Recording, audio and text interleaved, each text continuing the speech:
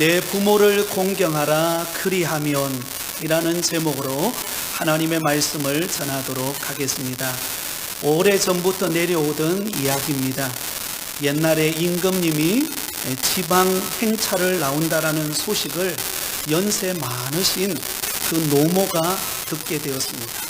그래서 자기 생전에 마지막 한 번이라도 그 임금님의 얼굴을 보고 싶은 그 노모는 아들에게 임금님 얼굴이 보고 싶다라고 그렇게 요청을 합니다. 그러자 늘 그 노모를 공경하던 그 아들은 어머니를 업고 70리를 걸어서 갑니다. 여러분 70리는 약 27km 정도 되는 먼 거리입니다. 그러자 그 노모를 공경하던 그 아들은 어머니를 업고 70리를 걸어서 드디어 임금님이 행차하는 그 길에 서서 있게 되었습니다. 모든 사람들이 임금님이 행차할 때 다 엎드렸습니다. 그런데 유독 이 노모와 아들은 고개를 들고 임금님을 쳐다보았습니다. 그러자 임금님이 그 모습을 지켜보더니 이렇게 말합니다. 그대는 왜 고개를 들고 있느냐? 그러자 그 아들이 말합니다. 어머니께 임금님 얼굴을 보여드리기 위하여 70리를 걸어왔습니다.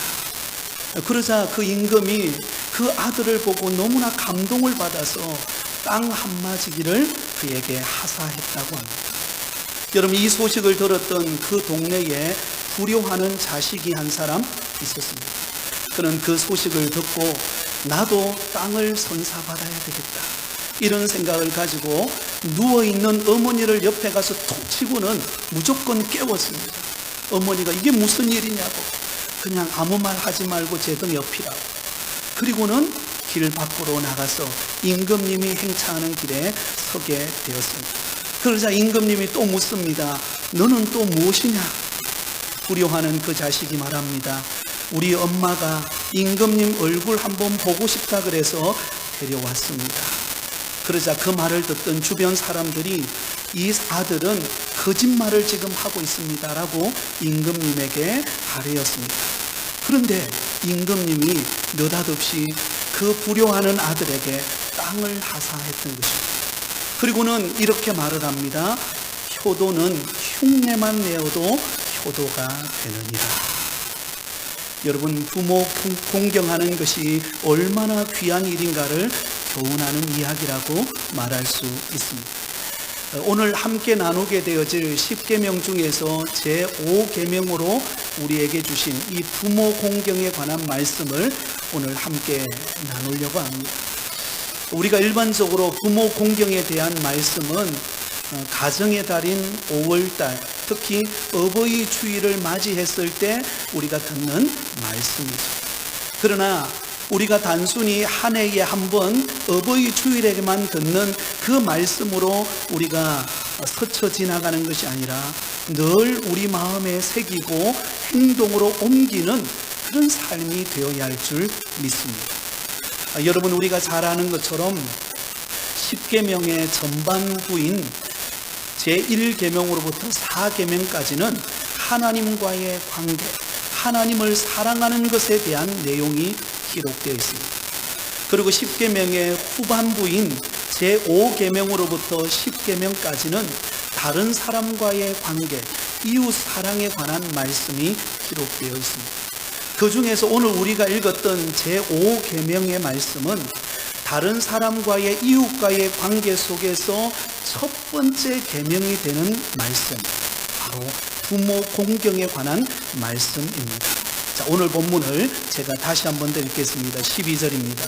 내 부모를 공경하라. 그리하면 내 하나님 여호와가 내게 준 땅에서 내 생명이 길리라. 여러분 다른 사람과의 관계 속에서 첫 번째 되는 계명이 무엇인가? 내 부모를 공경하라라는 말입니다. 특별히 여러분 제6계명부터 10계명까지는 어떤 형태로 기록되어 있는가 하면 하지 말라라는 내용으로 기록되어 있습니다. 제6계명은 살인하지 말라, 제7계명은 간음하지 말라, 8계명은 도둑질하지 말라, 9계명은 내 이웃에 대하여 거짓 증거하지 말라, 그리고 마지막 10계명은 내 이웃의 집을 탐내지 말라. 6계명에서 10계명까지는 하지 말라는 형태로 기록이 되어 있어요. 그런데 유독 제5계명은 어떤 형태로 기록되어 있을까요? 하라는 계명으로 기록되어 있습니다. 내 부모를 공경하라. 그리하면 내 하나님 여호와가 내게 준 땅에서 내 생명이 길리라. 이렇게 기록되어 있습니다. 하나님께서 부모님을 공경하는 이것은 소극적인 개념이 아니라 매우 적극적으로 공경해야 할 것임을 우리에게 말씀하고 있는 것입니다. 또한 이 제5계명 부모 공경에 관한 이 계명은 놀랍게도 약속이 있는 계명이라는 것을 우리가 알 수가 있습니다. 내 부모를 공경하라. 그리하면 내 하나님 여호와가 내게 준 땅에서 내 생명이 길리라.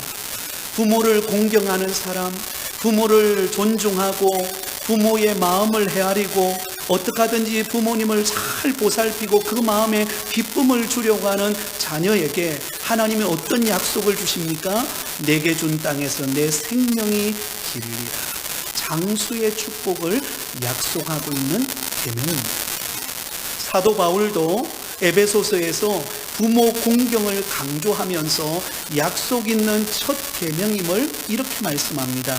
에베소서 6장 1절에서 3절까지 말씀을 우리 한 목소리로 같이 읽습니다.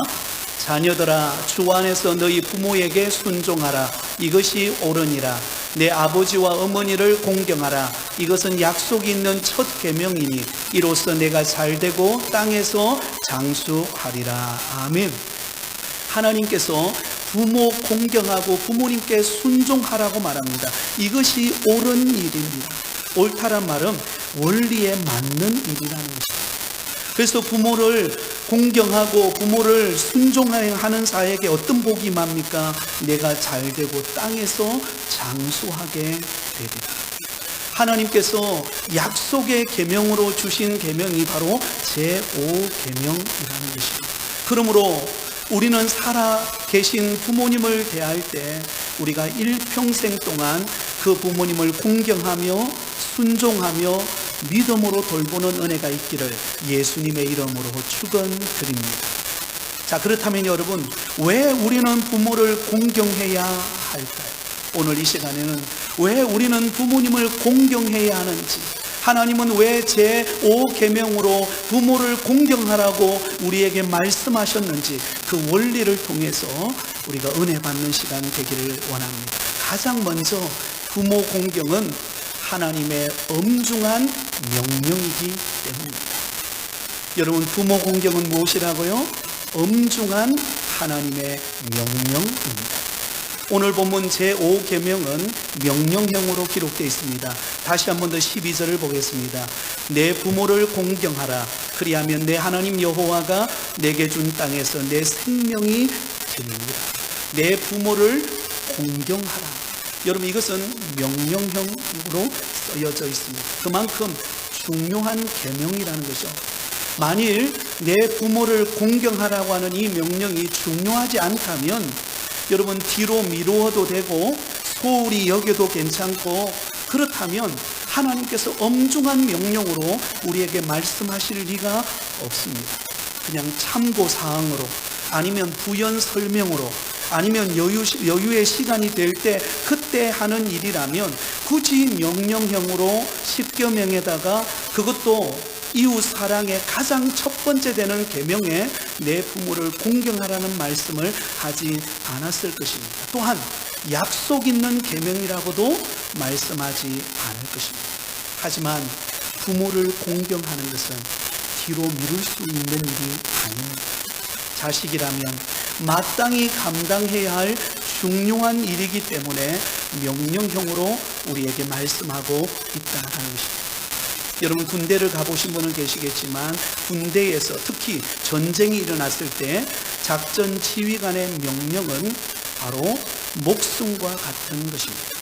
작전 지휘관의 명령이 떨어졌는데 그것을 따르지 않고 자기 마음대로 행동하게 된다면 어떤 일이 발생하게 될까요? 있을 수 없는 일이 되는 것입니다. 여러분, 마찬가지입니다. 우리가 이 땅을 살아가면서 부모를 공경하는 것은 하나님이 우리에게 엄중하게 명령하고 있는 말씀입니다. 만일 우리가 부모 공경하는 것을 실천하지 않고 엄중한 명령으로 여기지 않고 가볍게 여긴다면 어떤 결과가 찾아올 것인가? 신명기 21장 18절에서 21절에 보면 이렇게 기록되어 있습니다. 우리 같이 한번 읽겠습니다. 사람에게 완악하고 패역한 아들이 있어 그의 아버지의 말이나 그 어머니의 말을 순종하지 아니하고 부모가 징계하여도 순종하지 아니하거든 그의 부모가 그를 끌고 성문에 이르러 그 성읍 장로들에게 나아가서 그 성읍 장로들에게 말하기를 우리의 이 자식은 완악하고 패역하여 우리 말을 듣지 아니하고 방탕하며 술에 잠긴 자라 하면 그 성읍의 모든 사람들이 그를 돌로 쳐 죽일지니 이같이 내가 내 숭에서 악을 제하라. 그리하면 온 이스라엘이 듣고 두려워하리라.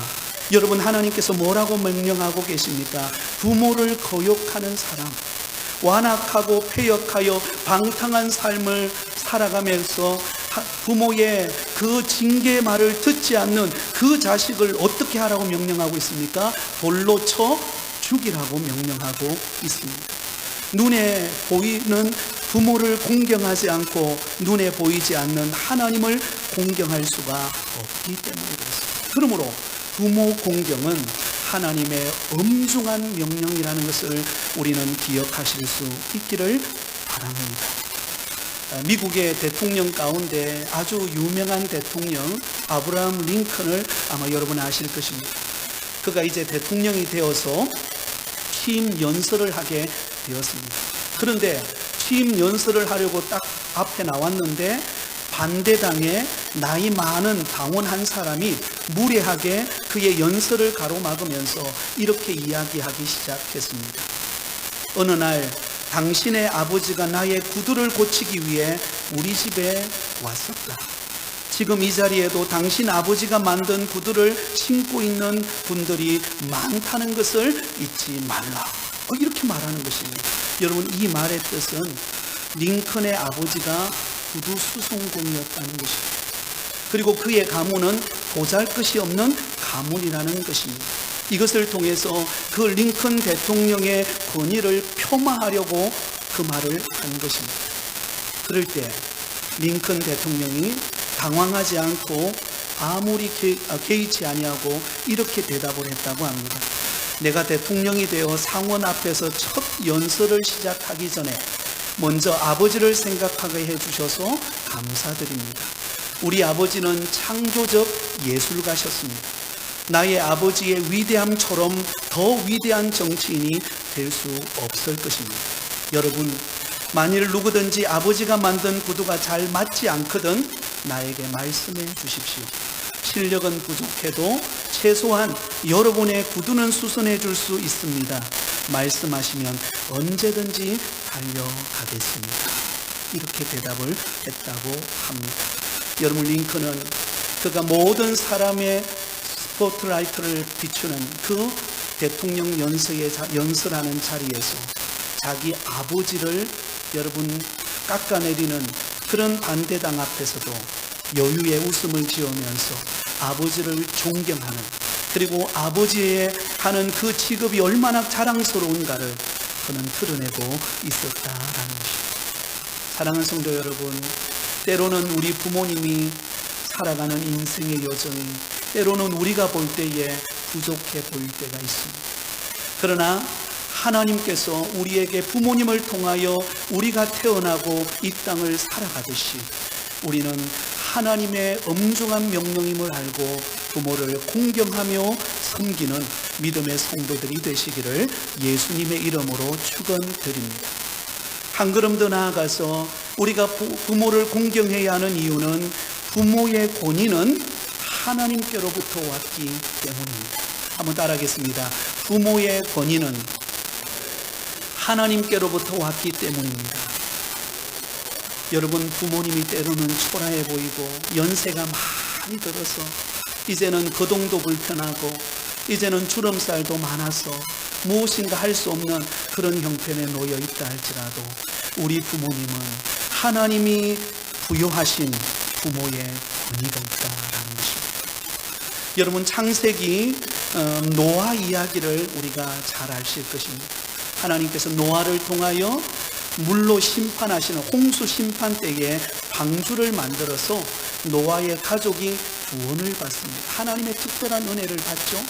이제 노아 홍수 시대가 끝나고 난 다음에 여러분, 이 노아가 600세가 넘은 노인이 되었을 때 이제 포도 수확을 하는 때가 되었습니다. 포도 수확을 해서 얼마나 기뻤는지 그 포도수를 적당하게 마셔야 되는데 너무 많이 마셨어요. 그래가지고는 취해가지고는 입었던 옷을 다 벗어버린 채 부끄러운 모습으로 잠이 들고 있었습니다. 그런데 그 잠이 든 모습을 누가 발견했는가? 둘째 아들이었던 함이 그 장면을 발견하게 됩니다. 그러자 형제들에게로 달려가서 아버지를 흉보기 시작합니다. 아버지가 노망이 들었는지 하체를 드러내고 누워서 자고 있다고. 아버지를 흉을 보고 아버지의 권위를 추락시키고 조롱하며 험담하는 말을 하게 됩니다. 그러자 그 아버지의 흉을 들었던 셈과 야벳이 어떻게 했을까요? 그들은 함과 달랐습니다. 셈과 야벳은 옷을 가져다가 뒷걸음질을 쳐서 그 아버지의 하체를 덮어줍니다. 창세기 9장 23절입니다. 같이 읽습니다.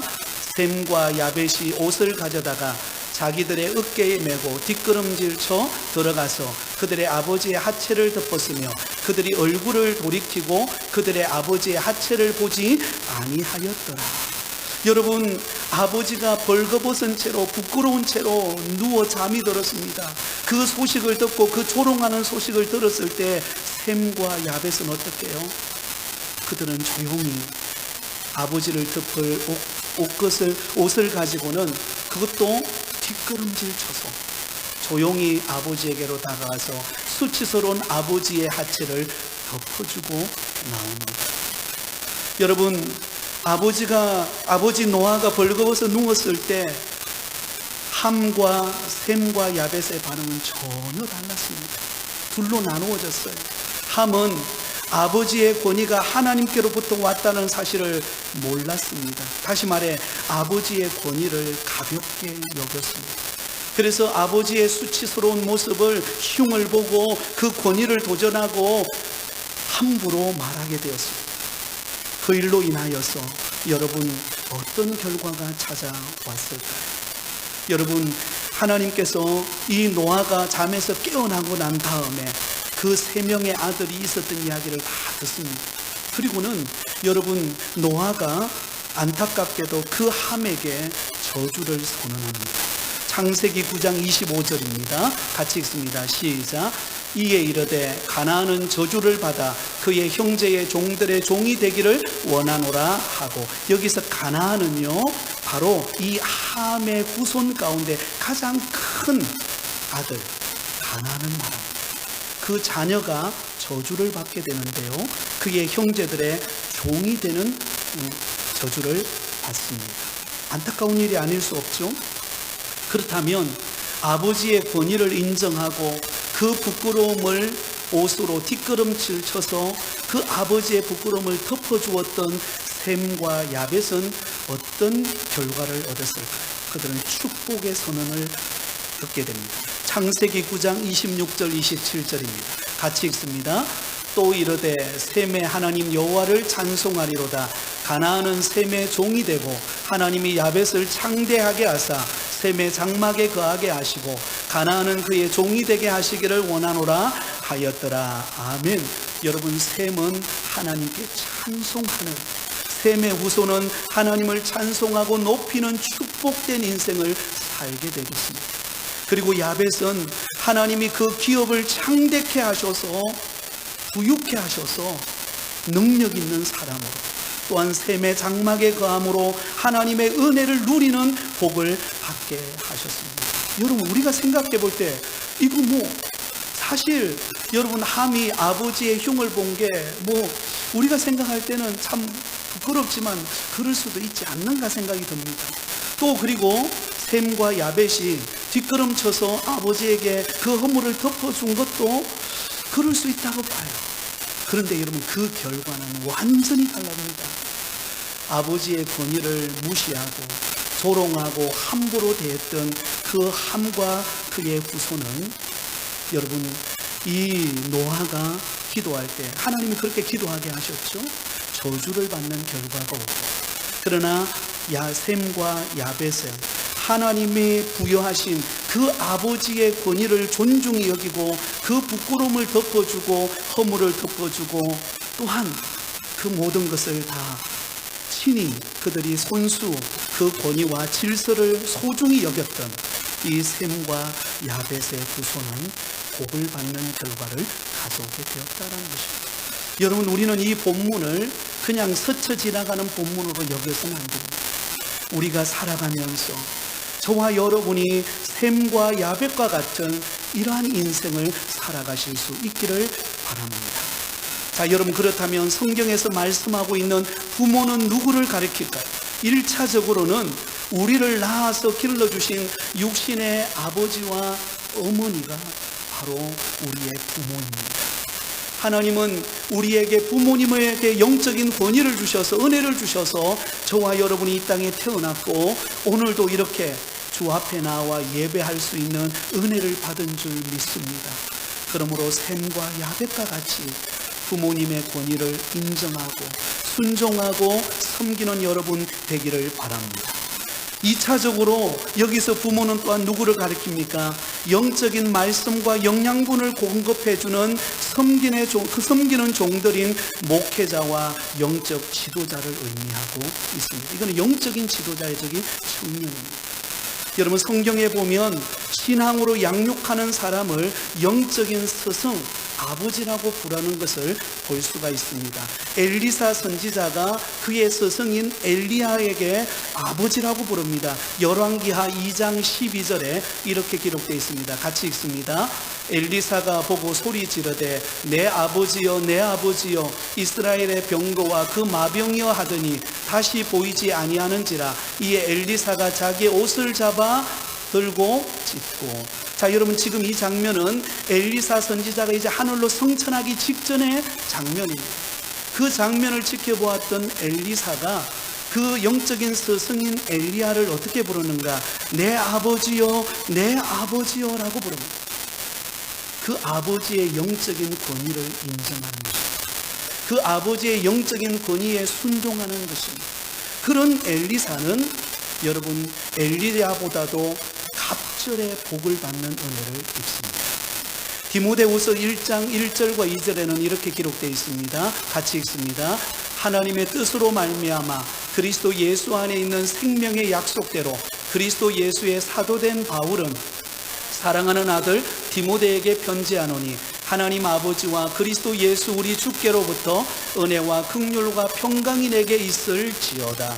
여러분, 이것은 사도 바울과 디모데와의 관계를 이야기합니다. 사도 바울은 디모데를 영적인 아들로 대했습니다. 그러면 디모데는 사도 바울을 어떻게 대했을까요?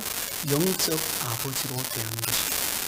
그 아버지의, 그 영적 스승의 권위를 인정하고 그 권위를 따라서 순종할 때 하나님은 이 디모데를 들어서 위대한 하나님의 일꾼으로 들어 쓰시는 것을 볼 수가 있습니다. 여러분, 영적인 말씀과 영양분을 공급하는 주의 종들인 목회자와 영적 지도자들의 권위를 존중하는 것은 자기 자신이 복을 받는 것이고 그 자녀들이 은혜를 입는 일임을 결코 잊지 않기를 바랍니다. 여러분, 우리 한국 교회사에 깊이 남은 이 감동적인 이야기가 있지 않습니까? 김제 금산교회의 조덕삼 장로님에 관한 이야기입니다. 이 조덕삼 장로님의 그 인품과 신앙이 얼마나 훌륭한지 오늘에까지 우리에게 들려지면서 은혜를 끼치고 있습니다. 여러분, 그 당시 이 김제 금산의 유지였던 이 조덕삼 씨는 금산 땅에 이 조덕삼 씨의 땅을 밟지 않고는 다닐 수 없을 만큼의 그만큼 유지였다고 합니다. 근데 그가 예수님을 믿고 믿음 신앙생활을 하게 되었습니다. 그러자 그의 소장농이었던 많은 사람들이, 그의 도움을 받는 사람들 역시 교회에 나와서 믿음 생활을 하게 되었습니다. 그리고는 자기 땅을 헌납해가지고 교회당을 세웠는데, 그때 그 중에 한 사람이 누구였는가 하면 이자익이라고 하는 이 조덕삼씨 집에 마부로서 일하는 종이 있었습니다. 머슴이 있었습니다. 그 사람이 바로 이자익이라고 하는 사람이었습니다. 그래서 이 이자익 씨와 그리고 이 조덕삼 씨가 워낙 교회에 충성하고 봉사하다 보니까 조사가 되었습니다. 조사가 되어서 교회 일을 하고 열심을 다해서 이제 한 30명 정도 교인이 모이게 되었습니다. 그래서 첫 번째 장로를 투표를 했는데, 한 분을 뽑는데 그 장로 투표를 했는데 누가 장로가 되었는가 하면, 여러분, 이 두 사람이 올라왔는데요, 조덕삼 씨와 이자익 씨가 두 사람이 올라왔어요. 그런데 여러분, 누가 장로가 되었는가 하면 바로 이 머슴이었던, 이 마부였던 이자익 씨가 장로님이 된 거예요, 투표에서. 그럼 여러분 생각해 보세요. 분위기가 어떻게 되겠습니까? 그 교회당을 지어서 헌납한 분은 조덕삼 씨예요. 그리고 모든 일에 물질로 헌신하던 분도 조덕삼 씨였습니다. 그 교회 분위기가 어느 날 싸늘해지기 시작했습니다. 이거 큰일 난 것 아닌가. 근데 그때 이 조덕삼 씨가 강대 앞에 나와서 이야기합니다. 오늘 새로운 장로님을 뽑았는데 저희 집에 마부로 일하는 우리 이자익 씨가 장로님이 된 것을 축하드립니다. 이제 앞으로 우리 장로님을 도와서 제가 교회를 잘 섬기겠습니다. 여러분, 우리 함께 힘을 모아서 교회를 든든히 세워갑시다. 싸늘했던 분위기가 은혜로운 분위기로 바뀌어버렸어요. 그리고 점점 성도가 늘어나면서 2대째 장로님이 되었는데 바로 이 조덕삼 장로님이 됩니다. 그리고 난 다음에 여러분, 이 이자익 씨를 장로님을 보니까 너무 신실하고 또 말씀도 잘 가르치고, 그래서 이 조덕삼 장로님이 안 되겠다, 이 이자익 씨 자기 집에 마부요 머슴이지만 그러나 신학 공부를 시켜서 하나님의 종이 되게 해야 되겠다. 그리고는 평양신학교로 보냅니다. 그래서 뒤에서 물질로 기도로 모든 면에서 도움을 주면서 신학을 하게 합니다. 그리고는 신학 공부를 하고 난 다음에 그가 목사가 되어요. 그때 이 조덕삼 장로님이 자기 교회, 금산교회, 고향교회인 금산교회 담임 목사로 청빙을 하게 됩니다. 사실 그런 일이 거의 없거든요. 담임 목사로 청빙하게 되어서 머슴이었던 이자익 씨를 자기 교회 담임 목사님으로 모시고 그 권위를 인정하고 순종하고 교회를 섬기게 됩니다. 그러므로 이 금산교회는 은혜로운 교회로서 점점 부흥하는 교회가 되었고, 놀랍게도 이 이자익 목사님은 여러분 이런 경우가 없는데요, 총회의 총회장을 3번을 하게 됩니다. 그런 경우가 없어요. 역사에 보면, 우리 한국 교회사에 보면요, 3번이나 할 만큼 위대한 사역을 감당하게 되었습니다. 그리고 이 조덕삼 장로님의 그 후손들이 믿음의 명문 가문으로 세워지는데요, 이 조덕삼 장로님의 아들이 조용호 장로님이고, 그리고 그의 아들이 조세형 장로님인데, 그 할아버지의 뒤를 이어서 3대째 그 금산교회의 장로님으로 심우하게 되었고, 국회의원으로 또 일본 대사로 역임하게 되었습니다. 그러다가 2005년도에 이제 이자익 목사님 출판 기념회를 갖게 되었는데, 그때 이제 이 조덕삼 장로님의 가족들과 또 이자익 목사님 가족들이 모였어요. 그곳에서 이자익 목사님의 아들인 이규환 장로님이 이렇게 간증을 합니다. 우리 할아버지에게서 우리 할아버지는 주인을 잘 만났습니다. 여기서 주인은 누구를 말하죠? 조덕삼 장로님을 말합니다. 우리 할아버지는 주인을 잘 만났습니다. 만약에 할아버지가 그 좋은 주인을 만나지 않았다면 그 할아버지는 하나님 앞에 이렇게 귀하게 쓰임받을 수 없었을 것이고, 우리도 이 자리에 있을 수 없었을 것입니다. 그러므로 진정으로 그 권위를 인정하고 순종했던 이 조덕삼 장로님의 가정이 빛나는 장면이 된 것입니다. 사랑하는 성도 여러분, 우리는 부모님의 권위를 인정하는 성도들이 되기를 바랍니다. 또한 목회자의 권위를 인정하고 따를 때 하나님은 그 은혜와 복을 여러분과 여러분 후손에게 주시는 복을 주실 것을 기억하실 수 있기를 바랍니다. 이제 마지막으로 예수 그리스도께서 친히 우리에게 본을 보여주셨기 때문입니다. 한번 따라하겠습니다. 예수님이 친히 본을 보여주셨습니다.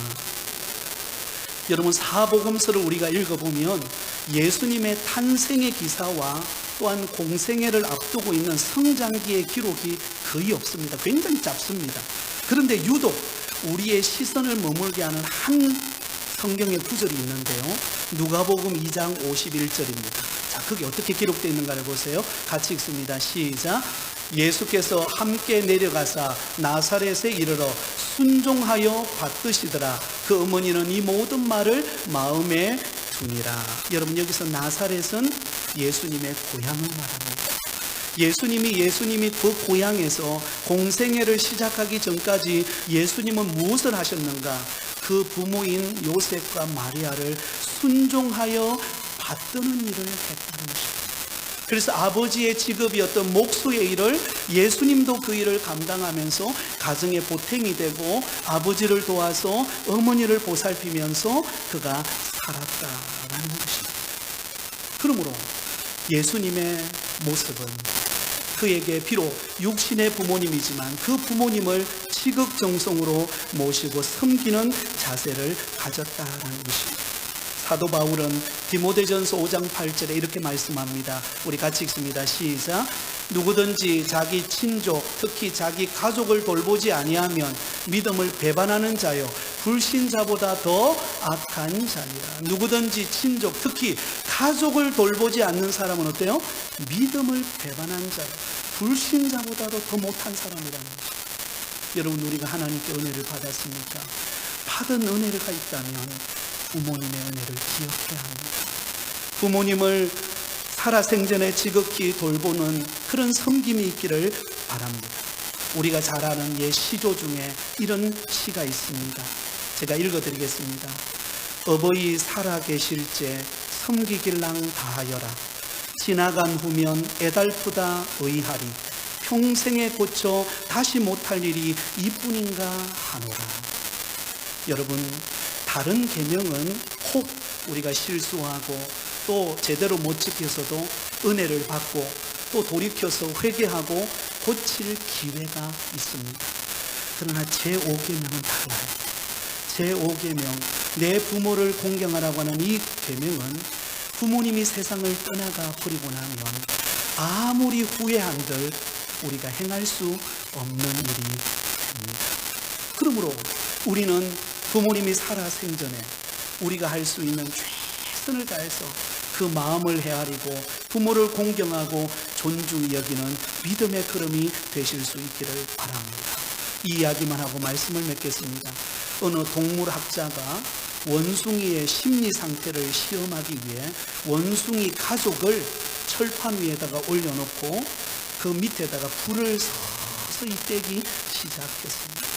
그 철판이 점점 달아오기 시작하니까 그 원숭이 가족이 너무 뜨거워서 막 팔짝팔짝 뛰기 시작했습니다. 한참을 팔짝팔짝 뛰는데 그때 그 어머니 원숭이가 갑자기 바닥 위에 들어눕는 거예요. 갑자기 바닥 위에 들어눕더니 펄떡펄떡 뛰는 자기 새끼 원숭이를 잡아가지고는 자기 배 위에 다 올려놓더라는 것입니다. 그리고는 점점 뜨거워지지만 그 어머니는 비명을 지르지만 그 원숭이 어머니는 그 새끼들을 품에 안고 그대로 가만히 있더라는 것입니다. 여러분, 하물며 동물도 자기 자식을 이렇게 사랑한 것만, 우리의 부모님은 자식을 위하여 기도하고 사랑으로 섬기는 가운데 오늘 이 자리에 저와 여러분이 있지 않습니까? 그렇다면 우리는 그 부모님의 사랑을 기억하고 우리의 부모님의 살아생전에 그 부모님을 돌아보고 살피고 섬기고 또한 공경하는 일을 결코 잊지 않기를 바랍니다. 그러면 하나님은 우리에게 약속을 주십니다. 네가 그렇게 했느냐? 내가 너에게 복을 주리라. 이 말씀을 기억하며 믿음으로 부모를 공경하며 살아가는 저와 여러분 되시기를 예수님의 이름으로 축원드립니다.